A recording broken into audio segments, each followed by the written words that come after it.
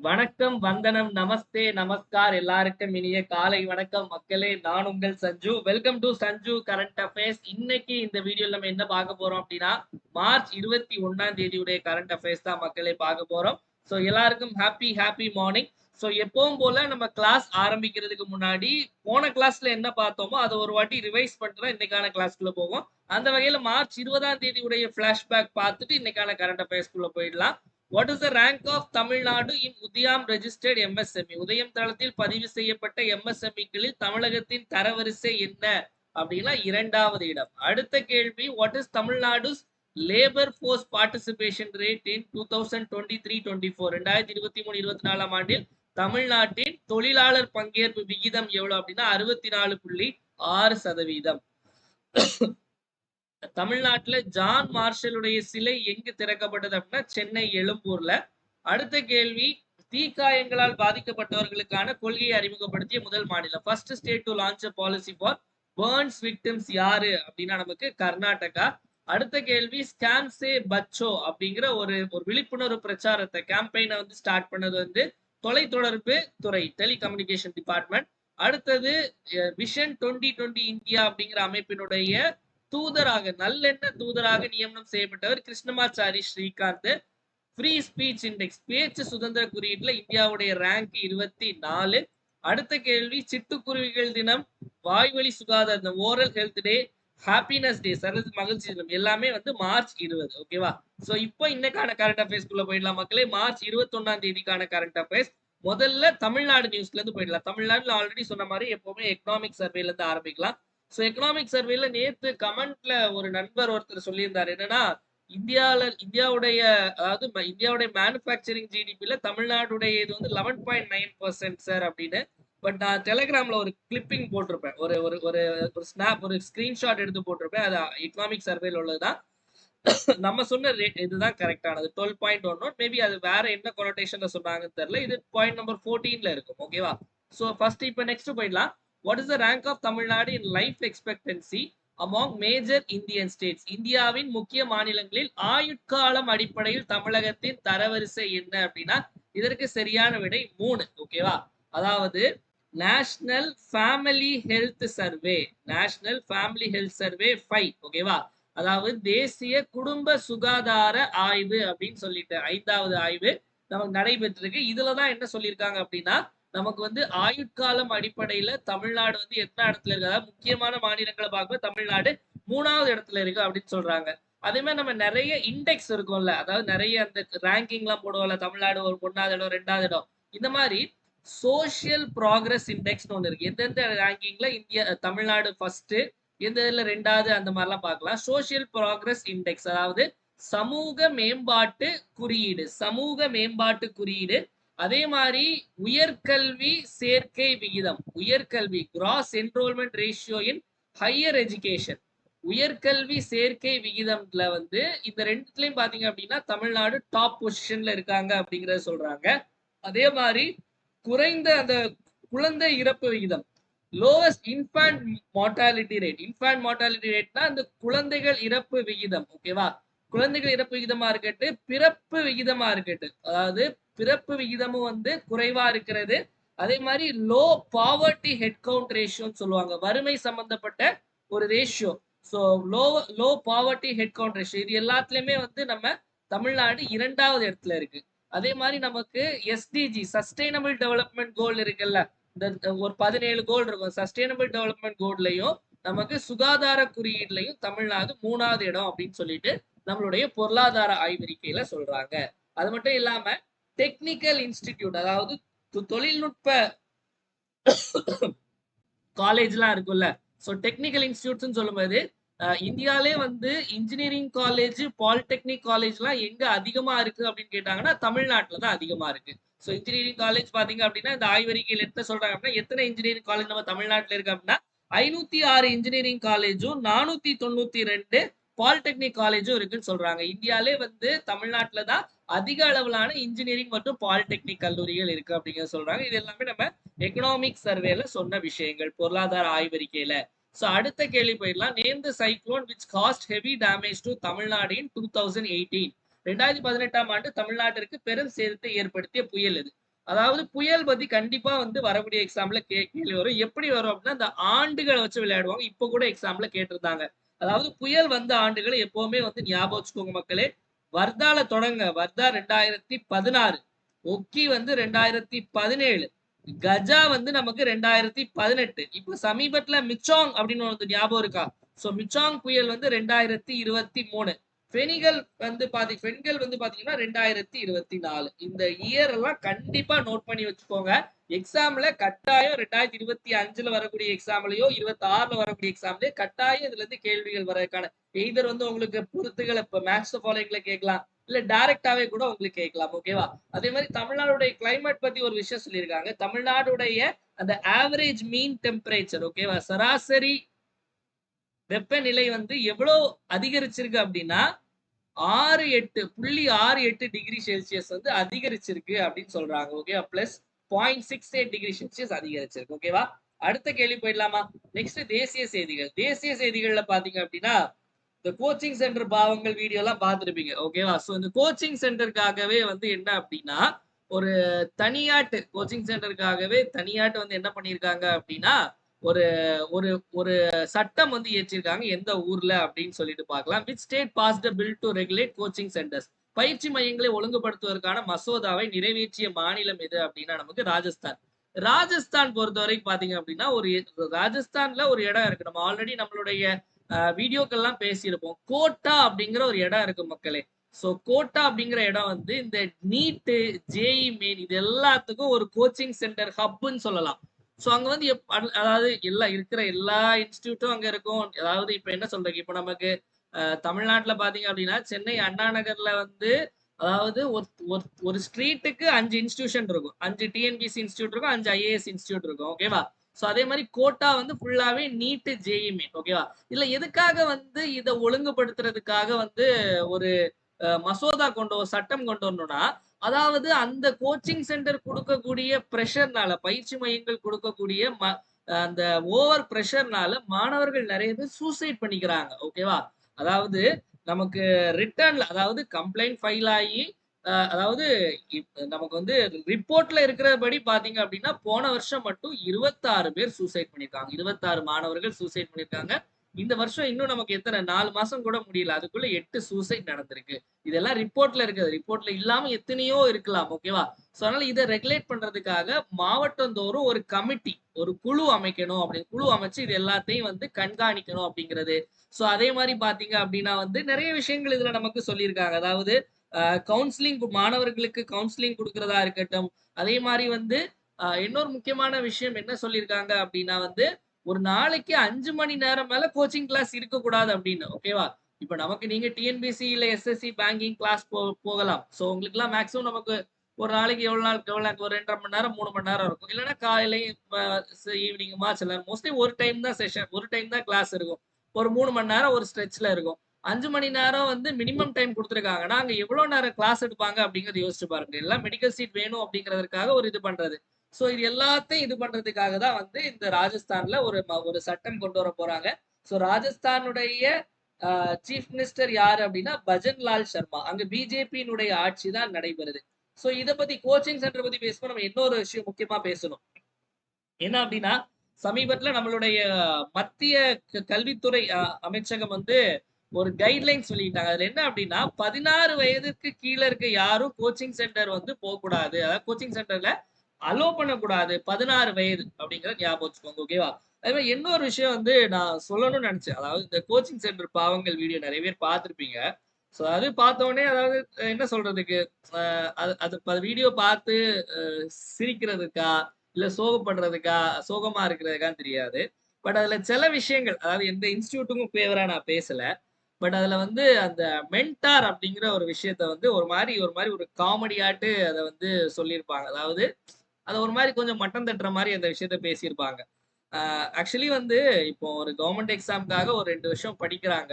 படிச்சுட்டு வந்து வீட்ல பிரஷர் வரனால ஒரு வேலைக்கு போணும். வேலைக்கு கண்டிப்பா போய் ஆகணும். சோ இது படிக்கிறனால நமக்கு இன்னொரு வேலைக்கு போறதுக்கும் நமக்கு விருப்பம் இருக்காது. ஒரு பிரைவேட்ல போறதுக்கு, இல்ல ஒரு ஐடியோ இல்ல வேற வேற ஃபீல்ட் போறதுக்கு. சோ அப்போ வந்து இந்த மாதிரி ஒரு ஒரு ஒரு மென்டர் வேலைக்கு போகும்போது நமக்கு எல்லாருக்கும் ஒரு என்ன மைண்ட் செட் இருக்கும் அப்படின்னா, ஓகே நம்ம படிக்கவும் செய்யலாம், படிச்சதுக்குள்ளே வேலைக்கும் போகலாம், அப்ப நம்மளும் எக்ஸாம் கிளியர் பண்ணிடலாம் அப்படிங்கிறதுக்காக தான் அந்த மென்டர் வேலைக்கு நிறைய, அதாவது நானுமே அந்த வேலையை பார்த்திருக்கேன். ஓகேவா? சோ வந்து நிறைய பேர் என்ன மாதிரி நிறைய பேர் இன்னுமே வந்து அந்த வேலைகளை பார்த்துட்டு இருக்காங்க. சோ அந்த வேலைகள் வந்து யாரும் வந்து இஷ்டப்பட்டு அப்படின்னு இஷ்டப்பட்டு இல்ல, அது ஒரு கட்டாயத்துக்காக என்ன சொல்றது தள்ளப்படுறாங்க அப்படிங்கறதுதான் உண்மை. அதாவது வேற நமக்கு போறதுக்கு எங்கேயும் நமக்கு மனசு வராது. சோ இத விட்டு போறதுக்கு மனசு வராது. அதனால இது சம்பந்தமா ஏதாவது ஒண்ணு பண்ணணும். சோ இதுல படிச்சுட்டே நம்ம பாஸ் பண்ணிடணும் அப்படிங்கிறதுக்காக. சோ அதை இழிவா பேசுனது வந்து எனக்கு கொஞ்சம் கஷ்டமா இருந்தது. அப்பவே நான் தனியா ஒரு வீடியோ போடணும்னு நினைச்சேன். பட் அது போட்டா அப்போ அது தேவையில்லாம இதாகும்னு சொல்லிட்டு தான் நான் இத சொல்றேன். சோ நீங்க ஏதாவது இங்க படிச்சு மென்டர்ஸ் யாராவது இருந்தா அவங்கள தயவு செஞ்சு ஒரு மாதிரி தரக்குறைவெல்லாம் பார்க்காதீங்க. சோ அவங்க வந்து உங்களுக்கான அவங்க அவங்க பண்ண தப்பு எதுவும் நீங்க பண்ணக்கூடாதுன்னு நினைச்சு உங்களை உண்மையா கைட் பண்றவங்களா தான் இருப்பாங்க. சோ இந்த ஒரு இது நான் வந்து எந்த இன்ஸ்டிடியூட்காகவும் இல்ல. This is for purely for mentors. ஓகேவா? நான் அவங்களுடைய கஷ்டங்கள் என்ன நான் பார்த்திருக்கேன். ஓகேவா? So okay. நெக்ஸ்ட் அடுத்த போயிடலாம் மக்களே. நெக்ஸ்ட் சர்வதேச செய்திகள் போயிடலாம். சோ அது மாதிரி அவங்க கிளியர் பண்ணல அப்படின்லாம் வந்து எள்ளி நகையாடதான் இல்ல. அவங்களும் கிளியர் பண்ணுவாங்க. ஓகேவா? சோ எல்லாம் அந்த ஸ்டேஜ்ல இருந்தா இன்னொரு ஸ்டேஜுக்கு வந்து அதனால யாரையுமே வந்து என்னைக்குமே வந்து குறைவா பேசாதீங்க. ஓகேவா? சோ இப்ப சர்வதேச செய்திகள் போயிடலாம். இன்டர்நேஷனல் நியூஸ் பாத்தீங்க அப்படின்னா கடற்படை பயிற்சி. சோ கூட்டு கடற்படை பயிற்சி ஆரம்பிச்சிருக்காங்க. எங்க அப்படின்னா எக்ஸசைஸ் வருணா. எக்ஸசைஸ் அதாவது வருணா பயிற்சி அப்படிங்கிறது வந்து நமக்கு இந்தியாவுக்கும் பிரான்சுக்கும் இடையே நடைபெறக்கூடிய கூட்டு கடற்படை பயிற்சி. எங்க அப்படின்னா அரபிக் பெருங்கடல்ல அரேபியன் சீல அதை கண்டக்ட் பண்ண போறாங்க. நமக்கு பிரான்ஸ் பாத்தீங்க அப்படின்னா பிரான்சுக்கும் இந்தியாவுக்கும் நடைபெறக்கூடிய கூட்டு ராணுவ பயிற்சி ஆர்மி எக்ஸசைஸ் நம்ம என்னன்னு சொல்லுவோம் அப்படின்னா சக்தி சக்தி அப்படின்னு சொல்லுவோம். அதே மாதிரி கூட்டு நமக்கு கடற்படை பயிற்சி வந்து வருணா. அதே மாதிரி வான்வெளி பயிற்சி இருக்குல்ல, அதாவது ஜாயிண்ட் ஏர் எக்ஸசைஸ் நம்ம என்னன்னு சொல்லுவோம் அப்படின்னா என்ன சொல்லுவோம் ஞாபகம் இருக்கா? சோ ஜாயிண்ட் ஏர் எக்ஸசைஸ் நம்ம வந்து கருடான்னு சொல்லுவோம். சோ கருடன் பறக்கிறது, வருணன் மலை புடிகிறது, சக்தி வந்து ஆர்மி. ஓகேவா? அதே மாதிரி இந்தியாவுக்கும் ரஷ்யாவுக்கும் இடையான கூட்டு கடற்படை பயிற்சியை வந்து இந்திரா அப்படின்னு சொல்லுவோம். இந்திரா அப்படிங்கிறது. ஓகேவா? இந்தியாவுக்கும் வியட்நாமுக்கும் இடையான கூட்டு ராணுவ பயிற்சி என்னன்னு சொல்லுவோம்னா வின்பேக்ஸ் அப்படின்னு சொல்லுவோம். அதே மாதிரி இந்தியாவுக்கும் இலங்கைக்குமான கூட்டு கூட்டு கடற்படை பயிற்சி நேவல் எக்ஸசைஸ் வந்து ஸ்லினக்ஸ் அப்படின்னு சொல்லுவோம். ஓகேவா? சோ இது எல்லாமே ஞாபகம் வச்சுக்கோங்க. வின்பேக்ஸ், ஸ்லினக்ஸ், அதே மாதிரி சக்தி, கருடா, இந்திரா, வருணா இது எல்லாத்தையும் மடையில வச்சுக்கோங்க. ஓகேவா? சோ அடுத்த கேள்வி போயிடலாம் மக்களே. சோ இப்ப இந்தியால இருந்து பாத்தீங்க அப்படின்னா வெளிநாட்டுல போயிட்டு சம்பாதிக்கிறவங்க அதிகம். வெளிநாட்டுல போய் சம்பாதிச்சு என்ன பண்ணுவாங்க? பணத்தை இங்க இருக்கக்கூடிய அவங்களுடைய அப்பா அம்மாக்கோ மனைவிக்கோ குழந்தைகளுக்கோ அனுப்புவாங்க. ஓகேவா? அப்படி எந்த நாட்டுல இருந்து இந்தியாவுக்கு அதிகமா பணம் வருது அதை வந்து ரெமிட்டன்சஸ் அப்படின்னு சொல்லுவாங்க. ஓகேவா? இங்கிலீஷ்ல. சோ இப்ப ரெமிட்டன்சஸ்னு அர்த்தம் புரியுதுல?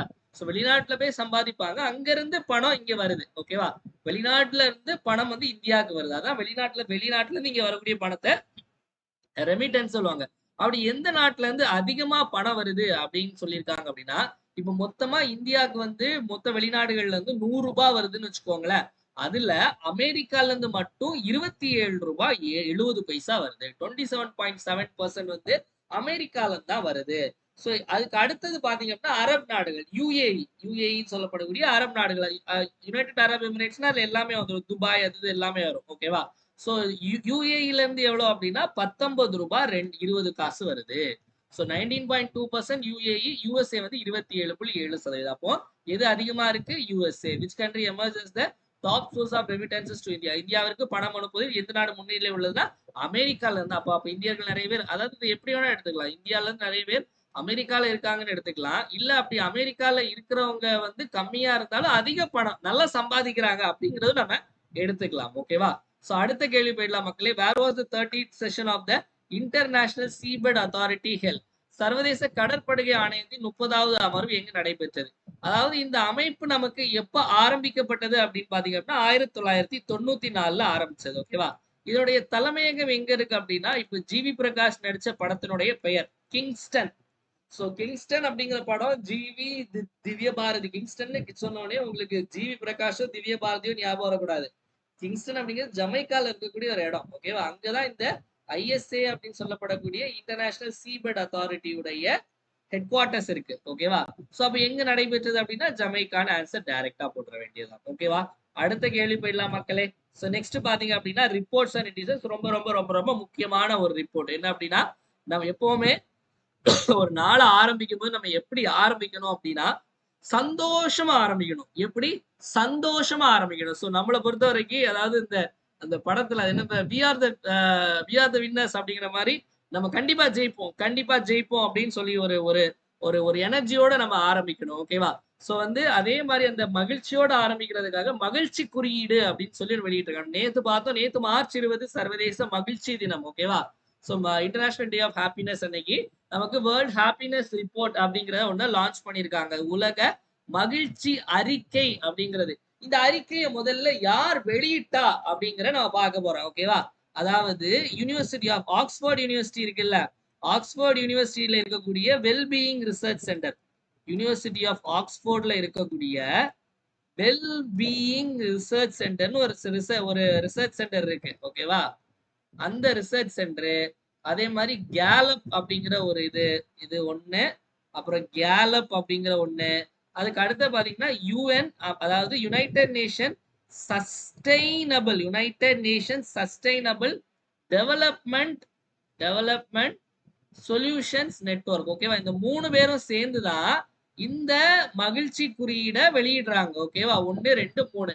இதுல வந்து எதை வச்சு மகிழ்ச்சியா இருக்காங்க அப்படின்னு கால்குலேட் பண்ணுவாங்க அப்படின்னா ஜிடிபி, அதாவது ஜிடிபினா பணம் மட்டும் இல்ல, ஜிடிபி பெர் கேபிட்டா. ஓகேவா? ஜிடிபினா நமக்கு மொத்த உள்நாட்டு உற்பத்தி, அதாவது தனிநபர் மொத்த உள்நாட்டு உற்பத்தி, கிராஸ் டொமஸ்டிக் ப்ராடக்ட். அதே மாதிரி பாத்தீங்க அப்படின்னா நமக்கு லைஃப் எக்ஸ்பெக்டன்சி, நம்ம இப்ப கூட பார்த்தோம் ஆயுட்காலம்.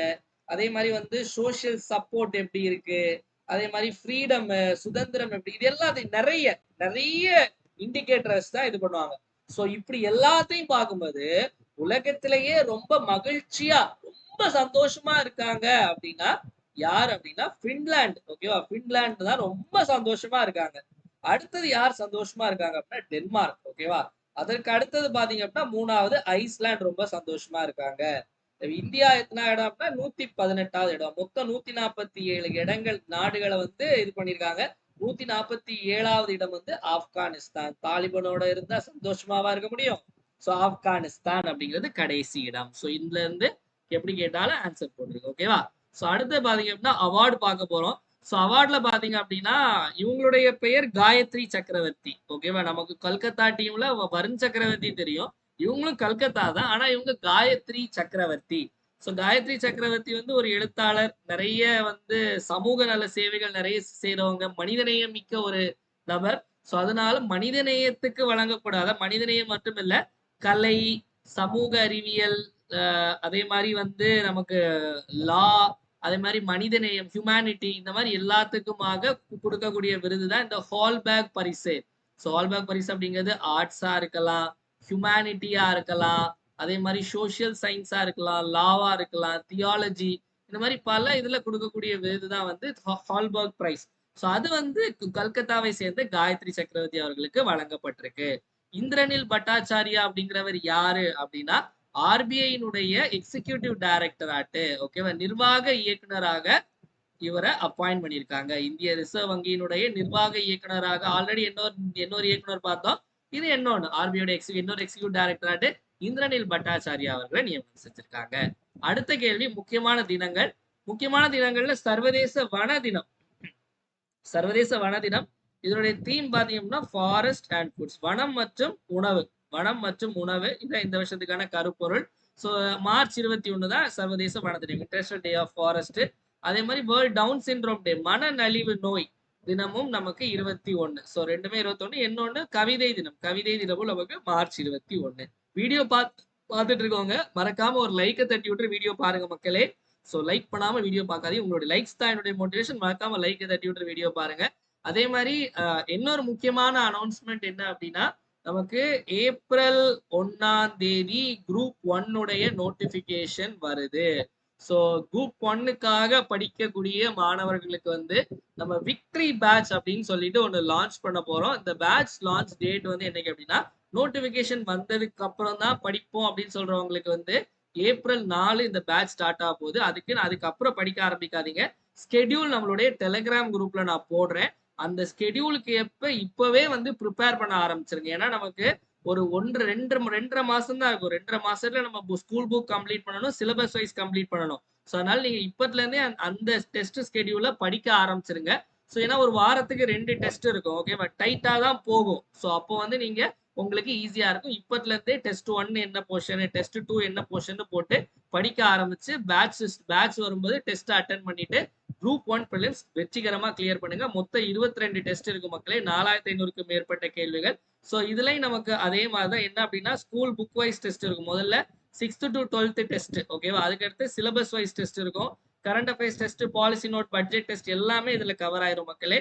ஸோ இந்த பேட்ச்ல ஜாயின் பண்ணணும்னு நினைக்கிறவங்க 9245275642 அப்படிங்கிற இந்த நம்பருக்கு 2299 ஓகேவா? 2299 ரூபா ஜிபே அல்லது போன்பே பண்ணிட்டு இதே நம்பருக்கு வாட்ஸ்அப்ல ஸ்கிரீன்ஷாட் அனுப்பி ஜாயின் பண்ணிருங்க. மக்களே விளையாடின டைம் எல்லாம் முடிஞ்சு. ஓகேவா? ஏப்ரல் 1ஆம் தேதியில நோட்டிபிகேஷன் வந்துடும். அடுத்த குரூப் 4 நோட்டிபிகேஷன் வந்துகிட்டே இருக்கும். ஒழுங்கா இனிமே படிக்க ஆரம்பிங்க. ஐபிஎல் சுத்தாதீங்க. ஓகேவா? படிக்க ஆரம்பிங்க. ஸோ நெக்ஸ்ட் வந்து நம்மளுடைய தினமொரு திட்டம். தினமொரு திட்டத்துல இன்னைக்கு நம்ம பார்க்கக்கூடிய திட்டம் வந்து மகிழ் கணித திட்டம். மகிழ் கணித திட்டம் அப்படிங்கிற திட்டம் வந்து எப்ப ஆரம்பிக்கப்பட்டது அப்படின்னா 13 ஜனவரி 2022 பொங்கலுக்கு முன்னாடி ஆரம்பிச்சிட்டாங்கப்பா. ஸோ எதற்காக அப்படின்னா நம்ம தமிழ்நாட்டுல கவர்மெண்ட் ஸ்கூல்ல படிக்கக்கூடிய 6ஆம் கிளாஸ்ல இருந்து 8ஆம் கிளாஸ் படிக்க உள்ள மாணவர்களுக்கான ஒரு திட்டம். ஓகேவா? அதாவது 6ஆம் கிளாஸ்ல 8ஆம் வகுப்பு படிக்கக்கூடிய மாணவர்கள் மேக்ஸ் நல்லா போடணும், மேக்ஸ் வந்து ஈஸியா கத்துக்கணும். அதாவது சும்மா போர்ட்ல போட்டு எழுதி கொடுத்து அப்படி செய்யாம ஒரு செயல்முறையில அவன் கத்துக்கணும், எளிய முறையில கத்துக்கணும் அப்படிங்கிறதுக்காக மேக்ஸ் எடுக்கக்கூடிய வாத்தியார்களுக்கு வந்து பயிற்சி கொடுக்கறதுக்கான திட்டம். புரியுதா? நான் சொல்ல புரியுதா உங்களுக்கு? அதாவது மாணவர்களுக்கு பயிற்சி கொடுக்கறதுக்கு இல்ல. அதாவது டீச்சர்ஸ் வந்து மாணவர்களுக்கு கணக்கு வந்து ஈஸியா சொல்லி கொடுக்கணும் அப்படிங்கிறதுக்காக டீச்சருக்கு ட்ரெயின் பண்ணக்கூடிய திட்டம் தான் இந்த மகிழ் கணித திட்டம். 6ஆம் கிளாஸ்ல இருந்து 8ஆம் கிளாஸ் மாணவர்களுக்கு சொல்லி கொடுக்கறதுக்காக. ஓகேவா? சோ நெக்ஸ்ட் பாத்தீங்க அப்படின்னா கமெண்ட் யுவர் ஆன்சர் செக்ஷன்ல நேத்து கேட்ட கேள்வி இண்டிகோ பிளான்டிங் மிரர் வந்து நீல் தர்பனுடைய அந்த play translation of Bengal play Neel Darpan. So அடுத்தது பாத்தீங்க அப்படின்னா இன்னைக்கான கேள்வி மறுபடியும் சொல்றேன். ப்ரீவியஸ் இயர் கொஸ்டின் பேப்பர் தயவு செஞ்சு பாருங்க. இது நமக்கு நான் இப்போ எடுத்துற கொஸ்டின் வந்து அசிஸ்டன்ட் பப்ளிக் ப்ராசிக்யூட்டர் எக்ஸாம்ல உள்ள கேள்வி. ஓகேவா? பாலிட்டியில சும்மா இப்போ நமக்கு ஆர்டிகல் 2னா என்ன, ஆர்டிகல் 15னா என்னன்னு கேட்கக்கூடிய காலம் எல்லாம் போச்சு. பாலிட்டியில உள்ள ப்ரீவியஸ் இயர் பாலிட்டியில ப்ரீவியஸ் இயர் இல்ல, அதாவது பிப்ரவரி ப்ரீவியஸ் மந்த் கொஸ்டின் பிப்ரவரி 22ஆம் தேதி கேட்கப்பட்ட கேள்வி பாருங்களேன். அதாவது மாநிலங்கள் பட்டியலில் இருக்கும் இனத்தை அடையாளப்படுத்து. இதுவும் இல்லாம நிறைய வித்தியாசமான கேள்விகள் இருக்கு. நம்ம பாலிட்டி தனியா ப்ரீவியஸ் இயர் கொஸ்டின் வந்து நம்ம லாஸ்ட் இயர் கொண்டு போனோம். ரொம்பவே யூஸ்ஃபுல்லா இருந்துச்சு. அதுல இருந்து நிறைய கேள்விகள் அப்படியே வந்து இந்த வருஷமும் நம்ம நோட்டிபிகேஷன் வந்த பிறகு அதை நம்ம ஸ்டார்ட் பண்ணுவோம். முதல்ல பாலிட்டில இருந்தா நம்ம ஆரம்பிப்போம். ஓகேவா? சோ இதுக்கான ஆன்சர் என்ன அப்படிங்கறத மறக்காம கமெண்ட் செக்ஷன்ல கமெண்ட் பண்ணுங்க மக்களே. லைக் பண்ணாம பாத்துருக்கோம், மறக்காம லைக் பண்ணுங்க. நெக்ஸ்ட் நம்மளுடைய 1 இயர் கரண்ட் அஃபேர்ஸ் சப்ஸ்கிரிப்ஷன் யாரெல்லாம் ஜாயின் பண்ணலையோ சோ அவங்களுக்காக 1 இயர் கரண்ட் அஃபேர்ஸ் சப்ஸ்கிரிப்ஷன் என்ன அப்படிங்கிறது அக்டோபர் 2024 இருந்து ஜாயின் பண்றவங்களுக்கு அக்டோபர் 2024 இருந்து செப்டம்பர் 2025 கரண்ட் அஃபேர்ஸ் வரைக்கும் நம்ம ப்ரொவைட் பண்ணிடுவோம். சோ இதுல படிச்சாலே நம்ம குரூப் 1, 2, 4 எல்லாத்துக்கும் இது மட்டுமே போதுமானது. சோ இந்த எக்ஸாம் வர முன்னாடி தனியா இந்த ஸ்கீம்ஸ் பிடிஎஃப் இதெல்லாம் கூட நம்ம கவர் பண்ணிடுவோம். அதுவும் இல்லாம நமக்கு வாரந்தோறும் உங்களுக்கு வீக்லி கரண்ட் அஃபேர்ஸ் பிடிஎஃப் வரும், வீக்லி கரண்ட் அஃபேர்ஸ் டெஸ்ட் வரும். டெஸ்ட் வந்து உங்களுக்கு கூகுள் ஃபார்ம்ல இருக்கும். அதே மாதிரி வந்து உங்களுக்கு பிடிஎஃப்பும் கொடுப்போம். இதே மாதிரி மாசத்துக்கு 4 வாரம் வரும். இது போக monthly current affairs PDF, monthly current affairs test எல்லாமே உங்களுக்கு இருக்கும். தமிழ் இங்கிலீஷ் ரெண்டுத்துலயுமே மெட்டீரியல் இருக்கும். TNPSC, SSC, railway, TNUSRB, TRB, Pondicherry exam படிக்கிறவங்க இது மட்டுமே போதுமான மக்களே. இப்போ ஜாயின் பண்றீங்க அப்படின்னா உங்களுக்கு October, November, December, January, February, March first week, second வீக்கான டெஸ்ட் பிளஸ் பிடிஎஃப் வரைக்கும் எல்லாமே கொடுத்துருவோம். இது போக உங்களுக்கு தேர்ட் வீக்ல இருந்து அப்படியே வரும். ஓகேவா? ஸோ மெட்டீரியல் சாம்பிள் பார்க்கணும்னு நினைக்கிறவங்க இப்படிதான் நம்மளுடைய மெட்டீரியல் இருக்கும். ஸோ இது மார்ச் 2வது வாரத்துக்கானது. நம்ம கிளாஸ்ல எடுக்கிற கண்டென்ட், கிளாஸ்ல சொல்ற எக்ஸ்ட்ரா பாயிண்ட்ஸ், கிளாஸ்ல சொல்லாத நிறைய விஷயங்கள், இன்னும் நிறைய ஆடட் பாயிண்ட்ஸ், இம்பார்ட்டன்ட் பாயிண்ட்ஸ் எல்லாம் ரெட்ல ஹைலைட் பண்ணியிருப்போம். தமிழ்லயும் இருக்கும். அது கீழே நமக்கு இங்கிலீஷ்லயும் கீழே தமிழ்லையும் கொடுத்துருப்போம். டெஸ்ட் வந்து பாத்தீங்க அப்படின்னா ஒன்லைனரா இருக்காது. இப்போ நமக்கு காம்படிட்டிவ் எக்ஸாம்ல போட்டித் தேர்வுகள் எப்படி கேட்கறாங்க, statement question, match the following, சரியான இணையை தேர்ந்தெடுக்க, இந்த மாதிரி தான் நம்மளுடைய கேள்விகள். ஒரு வாரத்துக்கு 25 கேள்வி இருக்கும் டெஸ்ட், ஒரு மாசத்துக்கு 100 கேள்வி. ஸோ இதுல எக்ஸ்ட்ரா பாயிண்ட்ஸ் கொடுத்துருப்போம். அதை எக்ஸ்பிளனேஷன்ல நம்ம டீடைலா கவர் பண்ணிருப்போம் மக்களே. ஸோ இந்த 1 year current affairs subscription join பண்ணாதவங்க, ஸோ ஜாயின் பண்ணணும்னு நினைக்கிறவங்க 9445275642 அப்படிங்கிற இந்த நம்பருக்கு 750 ஜிபே அல்லது போன்பே பண்ணிட்டு இதே நம்பருக்கு வாட்ஸ்அப்ல ஸ்கிரீன்ஷாட் அனுப்பி நீங்க ஜாயின் பண்ணிக்கலாம் மக்களே. ஸோ நெக்ஸ்ட் பாத்தீங்க அப்படின்னா நம்மளுடைய சஞ்சு கரண்ட் அஃபேர்ஸ் அப்படிங்கிற Telegram page. So Telegram channel link கீழே டிஸ்கிரிப்ஷன்ல ஃபர்ஸ்ட்ல லிங்க் இருக்கும். அதை கிளிக் பண்ணி நீங்க ஜாயின் பண்ணிக்கலாம். டெய்லி சிஏ குவிஸ் போடுவோம். அதே மாதிரி news paper cutting, news paper cutting சொல்லும்போது தமிழ்ல தினமணி, இங்கிலீஷ்ல தி ஹிந்து. அப்புறம் நோட்டிபிகேஷன் வந்தா நம்ம அப்டேட் பண்ணுவோம். அதே மாதிரி பாத்தீங்க அப்படின்னா இம்பார்ட்டன்ட் நியூஸ் எல்லாமே டப்பு டவுன் போடும். மறக்காம ஃபாலோ பண்ணி வச்சுக்கோங்க. இவ்வளவு நேரம் நிறைய விஷயங்கள் பார்த்தோம். ஒரு டைம் எல்லாத்தையும் ரிப்பீட் பார்த்துடலாம். என் கூட சேர்ந்து ஆன்சர் கொடுங்க. இந்த ஆயுட்காலம் அடிப்படையில் தமிழ்நாடு எத்தனாவது இடத்துல இருக்கு அப்படின்னு பாத்தீங்க அப்படின்னா தமிழ்நாடு 3வது இடத்துல இருக்கு. ஸோ தமிழ்நாடுடைய இடம் வந்து ரேங்க் வந்து 3. ஸோ முதல்ல நான் 3 தானே சொன்னேன். இதை மாத்தி கீத்தி சொல்லிட்டேனா? ஒரே வருஷம். நான் 2ன்னு சொன்ன மாதிரி ஒரு ஞாபகம். அது 3 தான் சொன்னேன்னு நினைக்கிறேன். ஸோ அப்படி 2ன்னு சொல்லி தான் மாத்திக்கோங்க. ஓகேவா? திடீர்னு 2ன்னு சொன்ன மாதிரி ஏதோ ஒரு மைண்ட் செட் வந்து ஓகேவா? ஸோ இதுக்கான ஆன்சர் வந்து 3. ஓகேவா? அடுத்தது வந்து 2018ல எந்த புயல் போட்டு புரட்டி அடிச்சு அப்படின்னா கஜா புயல் தான் 2018ல. கோச்சிங் சென்டர் எல்லாம் கரெக்டா இது பண்ணணும்னு சொல்லி எந்த மாநிலத்தை கொண்டு வர போறாங்க? ராஜஸ்தான் சட்டம். அதுக்கு அடுத்தது இன்டர்நேஷனல், அதாவது இன்டர்நேஷனல் சீபெட் அத்தாரிட்டியுடைய 30வது அமர்வு ஜமைக்கால் நடைபெற்றது. அதுக்கடுத்து வருணா அப்படிங்கிறது இந்தியாவுக்கும் பிரான்சுக்கும் இடையான கூட்டு கடற்படை பயிற்சி. அதிக அளவுல பணம் எங்க இருந்து வருது அப்படின்னா நமக்கு இந்தியாவுக்கு அமெரிக்கால இருந்து. ஓகேவா? அடுத்தது உலக மகிழ்ச்சி குறியீட்டுல இந்தியாவுடைய ரேங்க் 118. அடுத்தது ஹால்பர்க் பரிசு காயத்ரி சக்கரவர்த்தி. நமக்கு வன தினம், டவுன் சிண்ட்ரோம் டே, கவிதை தினம் எல்லாமே மார்ச் 21. ஓகேவா? ஸோ வீடியோட எண்டுக்கு வந்தாச்சு மக்களே. வீடியோ பிடிச்சிருந்தா மறக்காம ஒரு லைக் பண்ணுங்க. உங்க ஃப்ரெண்ட்ஸ் எல்லாருக்கும் ஷேர் பண்ணுங்க. வீடியோ யூஸ்ஃபுல்லா இருந்து நினைச்சீங்கன்னா மறக்காம கமெண்ட் செக்ஷன்ல வீடியோ எப்படி இருந்துச்சு அப்படிங்கறத கமெண்ட் பண்ணுங்க. ஏன்னா உங்களுடைய கமெண்ட்ஸ் தான் என்னுடைய பூஸ்ட், போனிட்டா, ஹார்லிக்ஸ், மைலோ, காம்ப்ளன் எல்லாமே என்னால மறக்காம கமெண்ட் செக்ஷன்ல கமெண்ட் பண்ணுங்க. டெலிகிராம்ல போடுற குவிஸ் எல்லாரும் மறக்காம அட்டன் பண்ணுங்க மக்களே. மீண்டும் நாளை காலையில 5 மணி கரண்ட் அஃபேர்ஸ் கிளாஸ் சந்திப்போம். நன்றி, வணக்கம். இந்த நாள் இனிய நாளாக அமையட்டும். வாழ்க தமிழ், வளர்க தமிழ்நாடு.